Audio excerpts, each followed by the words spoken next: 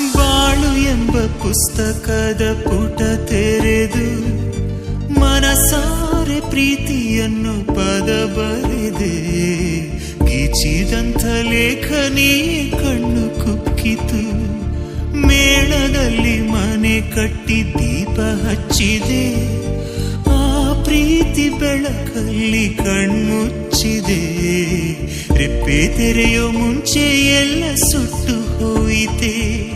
ನಿಂತಿರೋ ಕಡೆಯೇ ಭೂಕಂಪ, ಎಲ್ಲಿ ಯಾರಿಗೆ ಬೇಕೋ ಅನುಕಂಪ.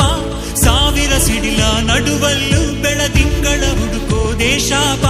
ಪ್ರೀತಿಗೆ ಎಂದಿಗೂ ಸೋಲಿಲ್ಲ ಅನ್ನೋ ಗಾದೆಯು ತಪ್ಪಾಗಿ ಹೋಯ್ತಲ್ಲ. ನಾನೇ ನನಗೆ ಬೇಕಿ